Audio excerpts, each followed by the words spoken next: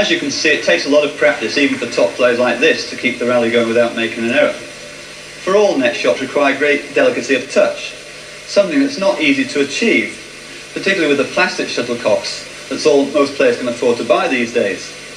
Feather shuttlecocks like this cost almost £1 each, which is quite expensive. So what makes them so expensive? Bernard Adams went to find out. All the feathered shuttles made in Britain come from Sandwich in Kent. Ian McConaughey, manager of the factory for the last 30 years, explains why they cost so much. One of the greatest troubles that we've had recently is that when I first started this business, you could buy the finest goose feathers for about 4 and 6pence old money per pound. Now, when I tell you today that not only are they very scarce, but the ruling price is anywhere between £5.50 to £9 per pound weight. So you will see that the feathered shuttle is bound to be a fairly expensive proposition. The first step in making a shuttlecock is to wash the feathers. A non-detergent soap is used so that they will retain the grease, which gives them their lasting power.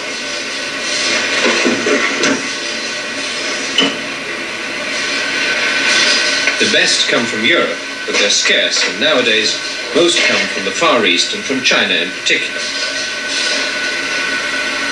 Next, the feathers spend an hour in the drying room.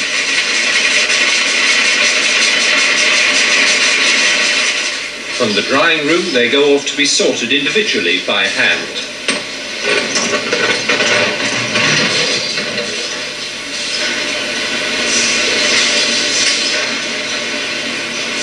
Each shuttle is made of feathers from one side of the goose, from either the right or the left side of the bird.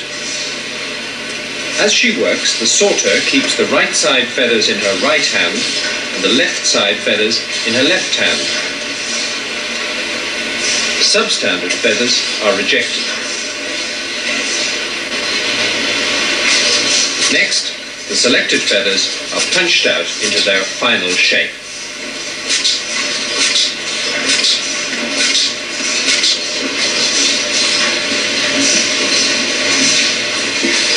Now the feathers are ready to be joined to the cork base of the shuttle.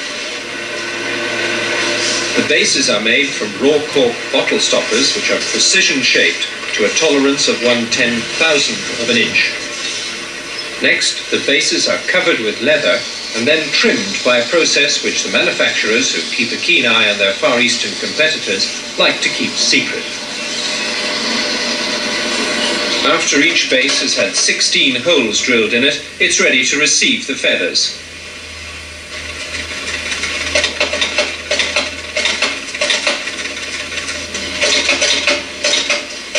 Cork is such a resilient and elastic material that no glue is necessary to keep the feathers in the holes.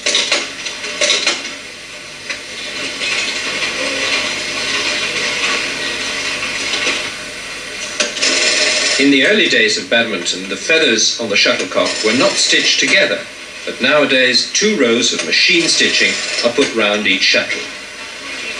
But the final process of tidying up the stitching is done by hand.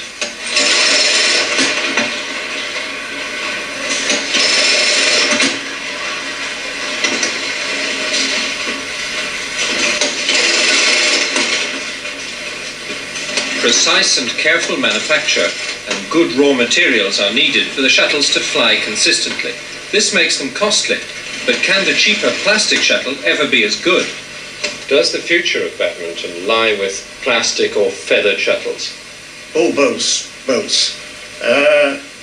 I think the synthetic shuttle will increase because I see no prospects of the supply of suitable goose feathers increasing. In fact, I would hazard a guess and say that the supply is more likely to decrease rather than increase.